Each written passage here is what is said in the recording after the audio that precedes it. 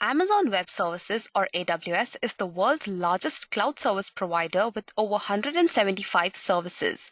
Not just that, it is also the most broadly adopted cloud platform with a wide range of customers that include the fastest growing startups, largest enterprises, and leading government agencies. From infrastructure technologies like compute, storage, and databases to emerging technologies such as machine learning, artificial intelligence, data lakes, and analytics, and Internet of Things. AWS provides all the necessary services that will allow you to build nearly anything you can imagine. So hey guys, welcome to a whole new session from Edureka. To begin with, we shall discuss a little about what exactly is AWS and what is an API. Following that, we shall understand what is the AWS API Gateway, who uses it, and its features. Then, we shall take a look at some of the important terms and concepts, followed by the pricing in AWS API Gateway. Once we're done with that, I'll be showing you a hands-on demonstration of building an AWS API Gateway by creating a REST API using Lambda services, as well as creating a REST API with the mock integration. So before we begin, just make sure you subscribe to our channel and hit the bell icon to stay updated with all the latest Edureka videos. Also, if you are interested in getting an online training certification in AWS, check out the link given in the description box below. So coming back towards the session, what is AWS? AWS, or Amazon Web Services, is a cloud service from Amazon which provides services in the form of building blocks. These building blocks can be used to create and deploy any type of application in the cloud. These services or building blocks are designed to work with each other and result in applications that are sophisticated and highly scalable. Amazon Web Services houses a collection of cloud computing services that have opened up hot career perspectives in the world of cloud computing. There are 5 different certifications, and each of them open floodgates of enhanced career opportunities. So now that you have a brief idea of what is AWS, let's move on and take a look at what is an API. API is basically the acronym for Application Programming Interface, which is a software intermediary that allows 2 applications to talk to each other. Suppose you're searching for a hotel room through an online travel booking site. Using the site's online form, you will fill the necessary information like the city you want to stay in, check-in and check-out dates, number of guests, and the number of rooms. Then you click Search. But what exactly is going on between entering your information to receiving your hotel choices? Yes, that's API. The site aggregates information from many different hotels, and when you click Search, the site then interacts with the hotel's API, which delivers results for available rooms that meet your criteria. And all this happens in seconds because of an API, which acts like a messenger that runs back and forth between applications, databases, and devices. So what exactly is the AWS API Gateway? The AWS API Gateway is basically a service provided by Amazon that is used to create, publish, maintain, monitor, and secure various APIs such as REST API, HTTP, and WebSocket at any scale. As an API developer, you can create APIs that can access either Amazon Web Services or any other web services along with the data stored in the AWS cloud. As an AWS Gateway API developer, you can create APIs for use in your own client applications as well as make your APIs available to third-party app developers. The API Gateway creates RESTful APIs. The term REST basically stands for Representational State Transfer. It is an architectural style that defines a set of rules in order to create web services. In a client-server communication, REST suggests to create an object of the data requested by the client and send the values of the object in response to the user. For example, if the user is requesting a movie in Bangalore at a certain place and time, then you can create an object on the server side. So over here, you have an object and you are sending the state of an object. This is why REST is known as Representational State Transfer. The architectural style of REST helps in leveraging the lesser use of bandwidth to make an application more suitable for the Internet. It is often regarded as the language of Internet and is completely based on the resources. The features of API Gateway. Amazon API Gateway offers features such as support for stateful or WebSocket and stateless or HTTP and REST APIs. It is powerful, provides flexible authentication mechanisms such as AWS Identity and access management policies, Lambda authorizer functions, and Amazon Cognito user polls. You can also make use of the developer portal for publishing your APIs. It also provides canary release deployments for safely rolling out changes. It provides CloudWatch access logging and execution logging, including the ability to set alarms. You will also be able to use the AWS CloudFormation templates to enable API creation. It also provides support for custom domain names and integration with AWS WAF for protecting your APIs against common web exploits. Also, integration with AWS X-Ray for understanding and triaging performance latencies is available. So those were some of the features of the AWS API Gateway. Talking about the benefits of using the AWS API Gateway. Now, there are a number of benefits of using the AWS API Gateway. First is that it supports efficient API development. You will be able to run multiple versions of the same API simultaneously when you make use of the API Gateway, which allows you to quickly iterate, test, and release new versions. Also, you will have to pay for calls made to your APIs and data transfer out, and there are no minimum fees or upfront commitments. Performance at any scale. You can provide end users with the lowest possible latency for API requests and responses by taking advantage of the global network of edge locations using Amazon CloudFront. Throttle and traffic authorize API calls to ensure that backend operations withstand traffic spikes and backend systems are not unnecessarily called. The Amazon API Gateway provides a tiered pricing model for API requests. With an API request price as low as $0.9 per million requests at the highest tier, you can decrease your costs as your API usage increases per region across your AWS accounts. Easy monitoring. Performance metrics and the information can be monitored on API calls, data latency, and error rates from the API Gateway dashboard, which allows you to visually monitor calls to your services using Amazon CloudWatch. Flexible security controls. You will be able to authorize access to your APIs with AWS Identity and Access Management, or the IAM, and Amazon Cognito. If you use OAuth tokens, API Gateway offers native OIDC and OAuth 2 support. To support custom authorization requirements, you can execute a Lambda authorizer for AWS Lambda. RESTful API options. Create RESTful APIs using HTTP APIs or REST APIs. HTTP APIs are the best way to build APIs for a majority of use cases. They are up to 71% cheaper than REST APIs.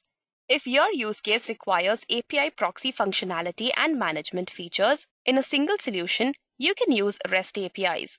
So who makes use of the API Gateway? The API Gateway is basically used by two types of developers, that is, the API developers and the app developers. An API developer is basically someone who creates and deploys APIs to enable the required functionality of an API gateway. To make use of AWS API Gateway, you must be an IAM user in the AWS account that owns the API. On the other hand, an app developer builds a functioning application to call AWS services by invoking a WebSocket or REST API created by an API developer in the AWS API Gateway. This way, the app developer becomes the customer of the API developer. Therefore, the app developer does not require to have an AWS account. However, the API that is created should either not require the IAM permissions, or it should support authorization of users through third-party federated identity providers that are supported by Amazon Cognito User Pool Identity Federation. Such identity providers include Amazon, Amazon Cognito User Pools, Facebook, and Google. API Gateway REST API. So if you remember, we've spoken about REST API, WebSocket API, and HTTP API. Now let me just brief you about each of these. API Gateway REST API. It is basically a collection of HTTP resources and methods that are integrated with backend HTTP endpoints, Lambda functions, or other AWS services. You can deploy this collection in one or more stages. Typically, API resources are organized in a resource tree according to the application logic. Each API resource can expose one or more API methods to have unique HTTP verbs supported by the API Gateway. Using AWS API Gateway, you can create RESTful APIs that are HTTP-based and can enable stateless client-server communications and also implement standard HTTP methods such as GET, PUSH, POST, PATCH, and DELETE. The AWS API Gateway WebSocket API. It is basically a collection of WebSocket routes and route keys that are integrated with backend HTTP endpoints, Lambda functions, or other AWS services. Just as REST API, you can deploy the collection of WebSocket APIs in one or more stages. API methods are invoked through front-end WebSocket connections that you can associate with a registered custom domain name. The AWS API Gateway will create WebSocket APIs that adhere to the WebSocket protocol, which enables stateful, full duplex communication between the client and the server. Also, you can route incoming messages based on the message content. API Gateway HTTP API. It is nothing but a collection of routes and methods that are integrated with backend HTTP endpoints or Lambda functions. Just as the previous two, you can deploy this collection in one or more stages. Also, each route can expose one or more API methods that have unique HTTP verbs supported by the API Gateway. Now that you have a brief idea about the three types of APIs available, let's take a look at some of the important terms and concepts that you should be aware of when you're working with APIs. First up is API development. It is nothing but a point-in-time snapshot of your API Gateway API. To be available for the client's use, the deployment must be associated with one or more API stages. API developer. This is nothing but your AWS account that owns an API Gateway deployment. For example, a service provider that also supports programmatic access. API endpoint. An API endpoint is a host name for an API in API Gateway that is deployed to a specific region. An API key. An API key is basically an alphanumeric string that API Gateway uses to identify an app developer who uses your REST API or the WebSocket API. API Gateway can generate API keys on your behalf, or you can import them from a CSV file. These API keys can be used along with Lambda authorizers or usage plans to control access of your APIs. API stage. An API stage is a logical reference to a lifecycle state of your API. These API stages are identified by an API ID and the stage name. A callback URL. When a new client is connected through a WebSocket connection, you can call an integration in API Gateway to store the client's callback URL. You can then use that callback URL to send messages to the client from the backend system. Developer portal. An application that allows your customers to register, discover, and subscribe to your API's products, manage their API keys, and view usage metrics of your APIs. Edge-optimized API endpoint. It is the default host name of an API that is deployed to the specified region while using a CloudFront distribution to facilitate client access typically from across the AWS regions. API requests are routed to the nearest CloudFront point of presence or POP, which typically improves connection time for geographically diverse clients. Integration requests. It is the internal interface of a WebSocket API route or REST API method in an API gateway. In API gateway, in which you map the body of a route request or the parameters and the body of a method request to the formats that are required by the backend. Integration response. The internal interface of a WebSocket API route or REST API method in API gateway in which you map the status codes, headers, and payload that are received from the backend to the response format that is returned to a client app. A mapping template. It is a script in Velocity Template Language or VTL that transforms a request body from the front-end data format to the backend data format, or that transforms a response body from the backend data format to the front-end data format. Mapping templates can be specified in the integration request or in the integration response. They can reference data made available at runtime as context and stage variables. The mapping can be as simple as an identity transform that passes the headers or the body through the integration as is from the client to the backend for a request. The same is true for a response in which the payload is passed from the backend to the client. Method request. It is the public interface of an API method in API Gateway that defines the parameters and the body that an app developer must send in requests to access the backend through the API. Method response.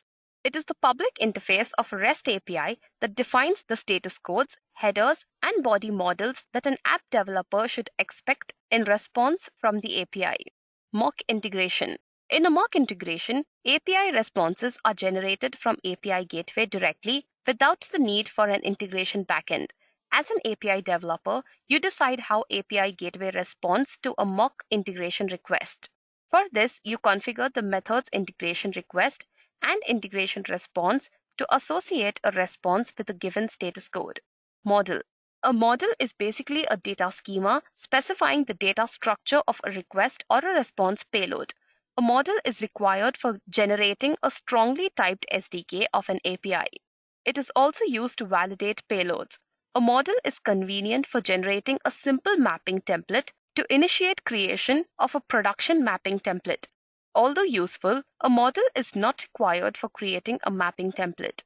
So those were some of the important terms that you should be knowing in order to move ahead with the session. Don't worry if you haven't understood it completely. We'll be elaborating more over this when we move on to the hands-on session. Before we move on to the hands-on session, let's discuss the pricing of the AWS API Gateway. With the AWS API Gateway, you only pay when your APIs are in use. There are no minimum fees or upfront commitments. For HTTP APIs and REST APIs, you pay only for the API calls you receive and the amount of data transferred out. There are no data transfer out charges for private APIs. However, AWS private link charges apply when you're using private APIs in the API Gateway. API Gateway also provides optional data caching charged at an hourly rate that varies based on the cache size you select.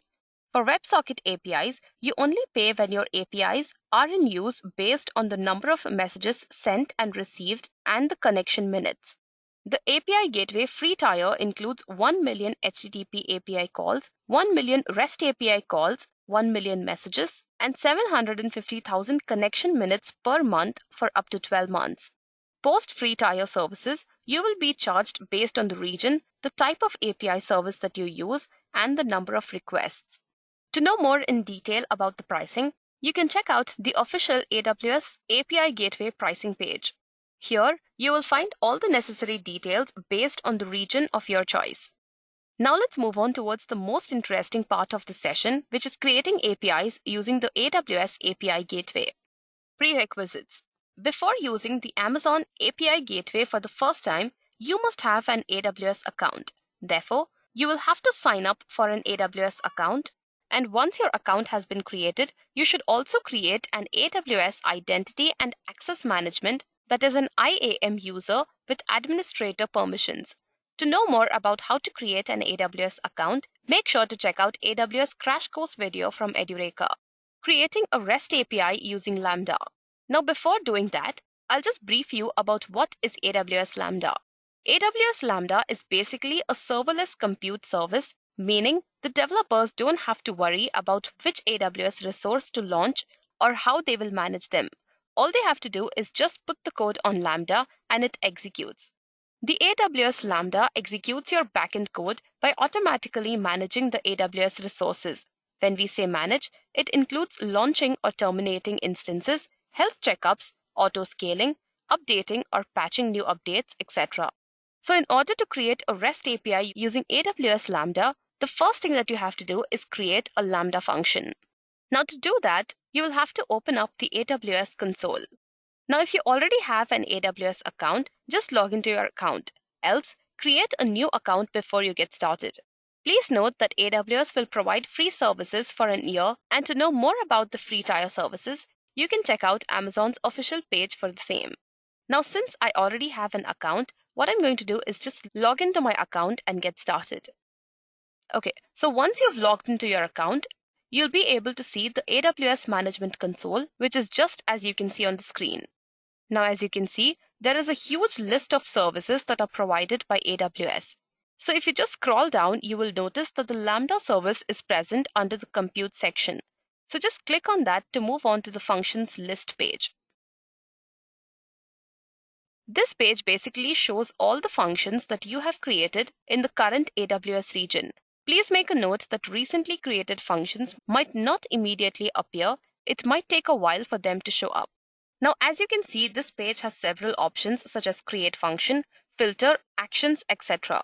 Also, if you are a returning user who has already created some Lambda functions, you will see a list of functions that you have created, else the list will be empty. Now, if you want to create a new Lambda function, simply click on the create function option that is present at the top right corner of the page. Please make a note that the action drop-down list is not clickable. This is because the actions are to be performed on Lambda functions that are already created. So if you do not have any function, you will not be able to click on the actions list. However, if you have some function present already, select the function and you will see that the actions list gets enabled, and it provides three options, that is view details, test, and delete. As the name suggests, these actions will help you view the Lambda function details, test it, or delete the functions if it is no longer required. Now, since we are focusing on creating a Lambda function, let me just create on the create function option. So now we've moved on to the create function page. The first option is author from scratch that allows you to create the Lambda function completely on your own. So if you want to create your own Lambda function, just give a suitable name and specify the runtime that you prefer. In our case, the name of the function will be Hello World. The runtime or the language that I want to make use of is Python. So I'll just select Python 3.8. So next up, after the runtime, you see something called as permissions, which basically refers to the function permissions. By default, Lambda will create an execution role with permissions to upload logs to the Amazon CloudWatch logs. Amazon CloudWatch is nothing but a monitoring and management service. It provides data and actionable insights for AWS, hybrid and on-premises applications, and infrastructure resources. When you make use of AWS CloudWatch, you can collect and access all your performance and operational data in form of logs and metrics from a single platform. However, the default role can be customized later when you wish to add triggers. Okay, so now I'll go ahead and click on Create Function option. It will take a few minutes to do so, so let me just wait for the same. Okay, so once the function has been created, you will see the message just as you see on the screen, which says successfully created the function Hello World, which is the name of the function that I just created. Now this page basically allows the user to manage the code and the configurations. Once you have provided the required code and its configurations, simply click on Test in order to execute the code. Now before doing that, let me walk you through this page. The first element that you see over here is page configuration. This element has something called as the designer. Here, you can add triggers, layers, and destinations to the Lambda function that you have created. A trigger over here refers to an AWS service or a resource that is used to invoke the Lambda function. Now, if you want to connect your function to a trigger, just click on Add Trigger option. And as you can see, there is a drop-down list over here with a huge list of triggers that you can choose from. Choose any service from the list to see the available options. As of now, I will not be using any of these, so I'll just click on Cancel to get back to the previous page. The next thing that you see over here is two options, that is the function that you've just created, which in my case is Hello World, and below that is Layers. By default, the function is selected, and when you scroll down the page, you will be able to see the code editor and a sample code that has been generated automatically for our function. Now, this is a very simple function called as the Lambda handler, which simply returns a message saying Hello World from Lambda. The code editor in AWS Lambda console enables you to write, test, and view the execution results of your Lambda function code. Okay, so now let me just scroll back up and select the Layers option. Layers are basically resources that contain libraries, a custom runtime, or other such dependencies. You can create layers to separate your function code from its dependencies. By default, no layer has been added. To add a layer, all you have to do is choose Layers and then click on the option Add a Layer. To include libraries in a layer, place them in a directory structure that corresponds to your programming language. Now, since we have a very simple function, I will not need any extra layer for it. But just for the sake of showing you guys, let me click on Add a Layer option. As you can see, there's a drop-down list present over here as well. There are two more options that are present over here.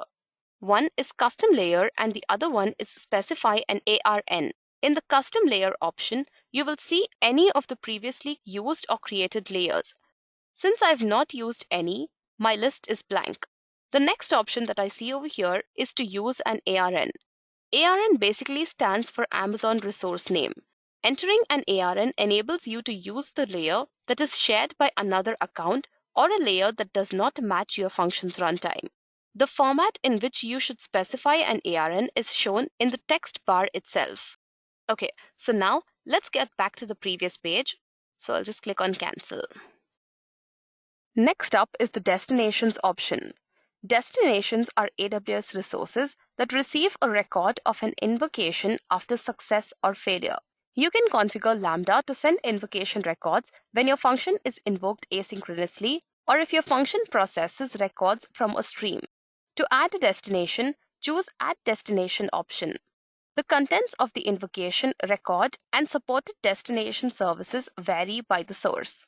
Now the next element that is present over here is permissions. Like I've already mentioned before, the default execution role that we used for this Hello World Lambda function has permission to store logs in Amazon CloudWatch logs. Now this is the only permission it has got for now. The resource permissions can vary depending on the role that you select for the function. Finally, the monitoring element of this page. When you click on this page, you see some graphs which are not showing any data for now. This is because I have not invoked my function as of yet. Once the function is invoked, you will be able to monitor, trace, and debug your Lambda functions. Okay, so coming back towards the Hello World function, let me just scroll down to the code editor. So now, to invoke this function, I will have to test it. Before clicking on Test, let me just show you the default test event that is present. Now you can open the test configuration either by clicking on Select a Test Event dialog box or opening the drop-down list that is present next to the test option in the code editor. So let's click on Configure Test Events. Okay, so now as you can see, there are some default test events that are present over here. Also, by default, the Create New Test Event option has been selected. The other option is Edit Save Test Events that cannot be selected as I have not created any test event before. So what I'm going to do is just give some name for this event, say Event 1, and then I will click on Create.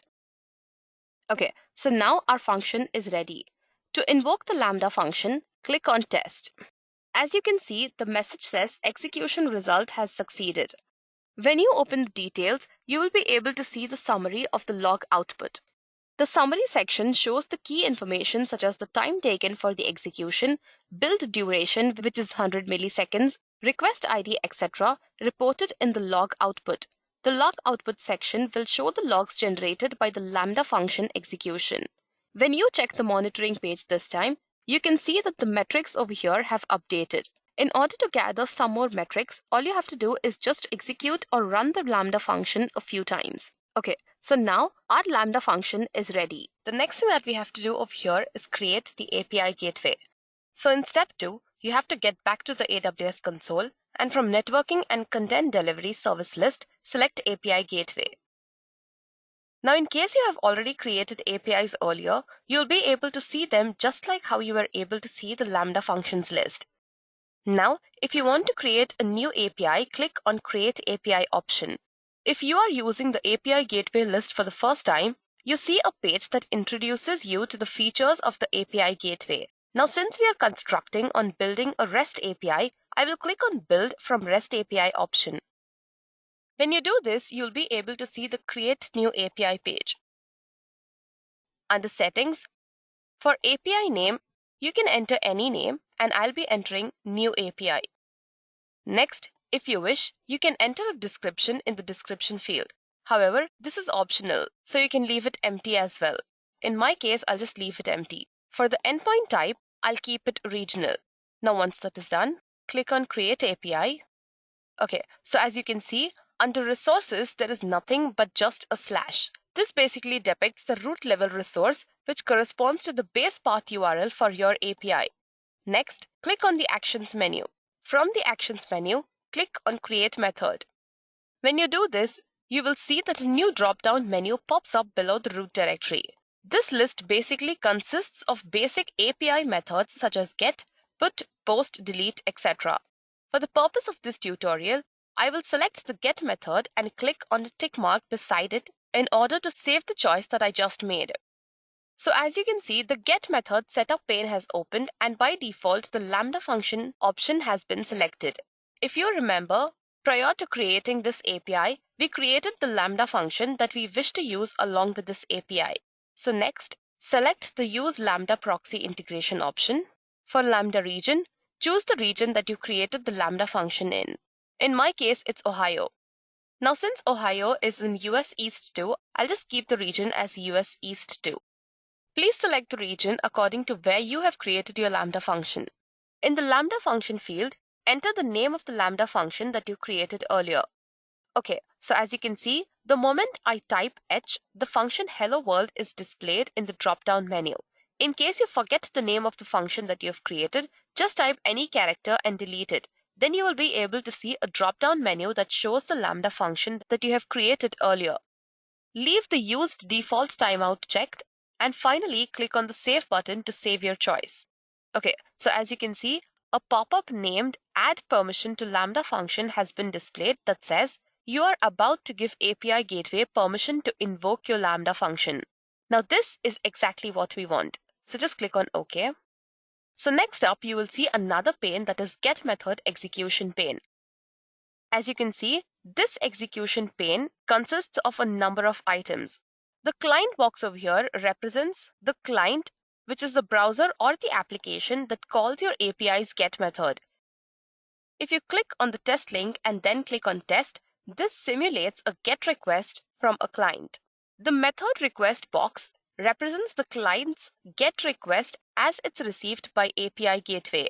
If you choose method request, you'll see settings for things like authorization and modifying the method request before it's passed through to the backend as an integration request. Now for this demonstration, I leave everything set to the default values. The next box that you see is the integration request box. This box represents the get request as it's passed to the backend. Here, the settings depends on the integration types that's selected. The URL path parameters, URL query settings parameters, HTTP headers, and mapping template settings are for modifying the method request as needed by the specific backend. The integration type for this demonstration will be set to Lambda function, and I leave the other settings set to the default values itself. So the next box represents the backend Lambda function that you have just created. If you click on this, it opens the Lambda function in the Lambda console. Integration response. The integration response box represents the response from the backend before it's passed to the client as a method response. For Lambda proxy integration, this entire box is grayed out because a proxy integration returns the Lambda function's output as it is. For a Lambda non-proxy integration, you can configure the integration response to transform the Lambda function's output into a form that's appropriate for the client's application. We'll be doing it later on in the other demonstrations, but for now, I'll just leave everything set to the default values as I've mentioned earlier. Method response. The method response box represents the method response that's returned to the client as an HTTP status code, an optional response header, and an optional response body. By default, the response body that's returned to your Lambda function is passed through as it is as a JSON document. So the response body default setting is application/JSON with an empty model indicating that the body is passed through as it is. For this as well, I'll just leave it set to the default values. Okay, so next is step 3. In step 3, you will have to deploy your REST API in the API Gateway console. Now until here, you've created your API, but you cannot actually use it. This is because it needs to be deployed. To deploy this, all you have to do is click on the Actions drop-down menu and choose Deploy API. From the Deployment Stage drop-down menu, click on New Stage, and for stage name, just enter prod. Once that is done, click on Deploy. So as you can see in the prod stage editor, The invoke URL is present right at the top. If you choose to invoke the URL, it will open a new browser tab with that URL. Now when you refresh this, you will see the default message that is hello from Lambda. Now if you wish to test the API that you've just created, you can make use of various tools such as curl or postman. In this tutorial, I'll be using curl. Therefore, I'll show you guys a quick demonstration of how to install curl for Windows operating system. So what I'm going to do over here is just open the browser and search curl for Windows. Select the option curl for Windows and then you will see two options, that is 64-bit and 32-bit. Select the appropriate option that suits your system and download the same. Once it has been downloaded, extract the files. So the next thing that you have to do is open the bin directory of this folder, paste its path in the path variable, which is present in your system environment variables. So just open your system environment variables, select path, and click on new. Paste the path that you've just copied, followed by a slash, and then click on OK. Now, to test the API, open the command prompt and type the following command along with the link of the API that you've just created. So curl -x get in caps followed by the link. As you can see, I have the desired output displayed on the screen which says hello from Lambda. So the next part of our demonstration deals with creating another Lambda function. What I'm going to do over here is add a parameter to the Lambda function. So click on the service drop-down list and select Lambda. Just as before, click on create function and I'll just name my new Lambda function as hello world 2 and the runtime will be Python 3.7. Under permissions, expand choose or create an execution role. And from execution role drop-down list, choose use an existing role. From existing role, choose the role from your previous Lambda function. Also, you can create a new role with basic Lambda permissions. Then choose create function. In the function code pane, you'll see the default hello from Lambda function. Now what I'm going to do is just replace the entire function with the code that I've already kept ready over here. So I'll click on deploy. And the next thing that I'm going to do over here is add a resource, method, and parameter to the REST API in the API Gateway console. So I'll just click on Services, and then I'll click on API Gateway. From the APIs list, choose New API, and under Resources, click on /. Next, click on the Actions drop-down menu and click on Create Resource. For resource name, I'll just enter my resource. So notice that the resource path field is populated automatically with the resource name. Choose Create Resource.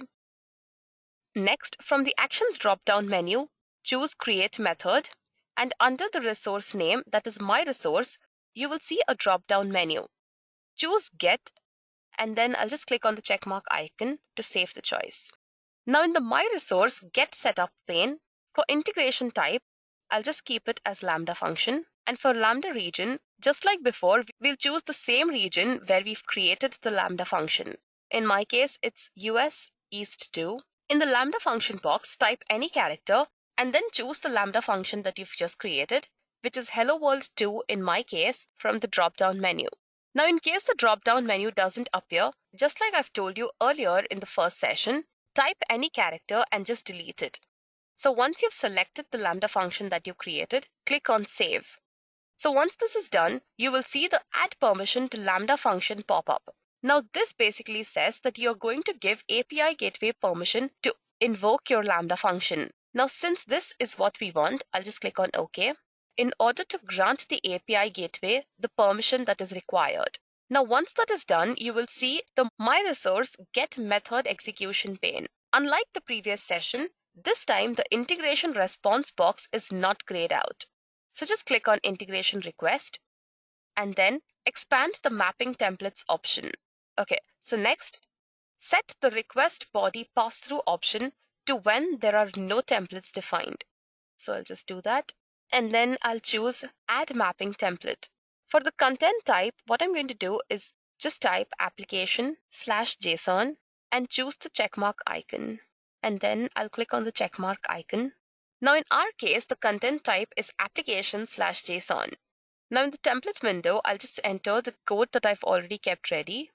Now this is the JSON document that will be passed to your Lambda function in the body of the input event object. The right-hand side of this tells the API gateway what to look for in your input query string. The left-hand side stores it into the parameter that you're about to add to your Lambda function. So once that is done, just click on Save. And from the Actions drop-down menu, I'll choose Deploy API. From the Deployment Stage drop-down menu, click on Prod and then choose Deploy. So as you can see, again, I have the invoke URL present over here. The next thing that I'm going to do is test the API that I've just created. So what I'm going to do is just open the command prompt and I'll enter the curl command, that is curl-x get followed by the invoke URL. Okay, so as you can see, I have the desired output, that is hello from Lambda. In the next part of our demonstration, I'll be showing you guys how to create an API gateway directly through the Lambda service. So get back to the Lambda console and select the Lambda function that you've created. As you can see over here, it shows that a trigger that is an API gateway has already been added. Now click on Add Trigger. From the drop-down list, select API Gateway. So I'll just click on API Gateway and then select the Create New API option from the API drop-down list. And for the API type, I will just select HTTP API. Now the security can be kept open since this is just for demonstration purposes. Please make note that for real-time applications, you cannot keep the security option as open. Then click on Add. Now when I come back to the Lambda function configuration page, you will see that there are two API gateways for this function. When you scroll down, you will see both the APIs that have been created. Open the details of the Hello World API and click on API endpoint link. Okay, so as you can see, the function returns hello from Lambda. Now I'll just click on test a few times and then I'll open the monitoring page to see the metrics. So as you can see over here, I have the corresponding metrics for my Lambda function through the API that I've just created. So till now, we have seen how to create a REST API using the Lambda function through various methods. The next thing that I'm going to show you over here is how to create a REST API with mock integration. A mock integration basically enables your API to return a response for a request directly without sending the request to a backend. This enables you to develop your API independently from your backend. So the first thing that you have to do over here is create the API. Now for the purpose of this demonstration, I will create an API with the get method and a query parameter in the API Gateway console. What I'm going to do over here is get back to the API Gateway pageant, and then I'll click on Create API just like we've done earlier. On the next page, what I'm going to do is click on Build for REST API. So under Create New API, choose API, and for the settings, I'll keep the API name as My API, and just like before, the description is optional, so I'll just leave it blank. Okay, for the endpoint type, set it to regional. The next thing to do is click on Create API. Now, as you can see, the methods page option is empty, just like it was earlier. So from the Actions drop-down menu, click on Create Method. Under the resource name, that is /, you will see a drop-down menu. So from this drop-down menu, I'll just click on Get, and then I'll just click on the checkmark icon to save the choice. So now, as you can see, the Get Setup pane has appeared. Over here, for the integration type, I'll choose Mock, and then I'll just click on Save. Now we move on to the Get Method execution pane. Okay, so now we've moved on to the Get Method execution pane. Now the terms that are present over here have already been explained in the previous session. So in case you guys want to know what they are, just get back to the previous session and take a look at it. So for the next thing, what I'm going to do is create the mock integration.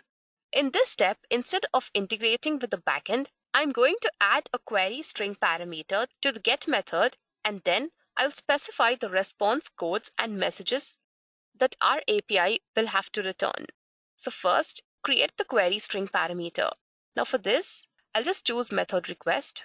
In the get method request pane, I will expand URL query string parameters, and then I'll choose add query string. Over here, I'll just type my string for the name. I'll click on the check mark icon. Okay. So next, what I'm going to do is create a mapping template that maps the query string parameter values to the HTTP status code values that are to be returned to the client. So I'll just get back to the method execution pane, and then I'll select on integration request. Okay, so from the integration request, I'll expand the mapping templates pane, and for request body pass-through, I'll choose the recommended option, that is when there are no templates defined. Content type again will be application/JSON. So I'm going to replace the contents that are present over here with the code that I've already kept ready. So I'll just paste it, and then I'll just click on save. So step 3 is to define the successful response. So what I'm going to do over here is create a mapping template that maps the HTTP 200 status code value to a success message that is to be returned to the client. So I'll just click on method execution, and from here, I'll move on to the integration response. Now expand the 200 response, and then expand the mapping template section. Okay, so under content type, I'll just choose application/JSON. And for the template contents, I'll just have a basic message that says hello from Edureka. Okay, so I'll just paste that over here, and then I'll click on save that is present in the mapping template section. Please make a note over here, guys, that you can see two save options. One is in the mapping template section. From both these options, you will have to select the save option that is present in the mapping template section. Now in step 4, I will add an HTTP 500 status code and an error message. Okay, so in this step, what I'm going to do is add an HTTP 500 status code that the front end can return to the client, and then you map it to an error message. So first, I'll have to add the 500 status code. So I'll just get back to method execution, and I'll click on method response. Then just click on add response. For HTTP status, enter 500, and then click on the check mark, and then I'll just click on the check mark icon. Okay, so now create a mapping template that maps the returned 500 status code value to an error message from the front end to the client. So for that, I'll just get back to the method execution pane, and I'll get into integration response. Then I'll choose add integration response. And for HTTP status regular expression, enter 5/D and 2 within curly braces. Now for method response status, choose 500 from the drop-down menu, and then just click on save. Next up, all you have to do is expand the 500 response, and then expand the mapping template section if it isn't already expanded. Under content type, I'll choose add mapping template, and in the box under that, I'll just enter application/JSON, and then I'll click on the check mark icon. Now the message over here will be replaced saying that this is an error message. Okay, so I'll just paste that, and I'll save the changes. Now for the final step, that is step 5, I'll have to test the mock integration. So I'll just click on method execution, and I'll just click on the test option that you see over here. Now under query string, I'll just enter my string equals my value. And then I'll choose test. So as you can see over here, we have our desired output that says hello from Edureka. Now this basically means that we have successfully created the mock API. Now in case you want to check if the error condition is also working, all you have to do is just go back to the query string text box and just delete some item from there. What I'm going to do is just delete whatever value is present for my string, and I'll just leave it as an empty string. Okay, and then I'll click on test. So there it is. You can see the desired message that says this is an error message. So this brings us to the end of this AWS API Gateway So I hope you guys have enjoyed and learned something new. In case you have any doubts or queries, please do let me know in the comment section and I will revert to you at the earliest. We'll be back with more and more exciting sessions, but till then, goodbye and take care. I hope you have enjoyed listening to this video. Please be kind enough to like it, and you can comment any of your doubts and queries, and we will reply them at the earliest. Do look out for more videos in our playlist and subscribe to Edureka channel to learn more. Happy learning!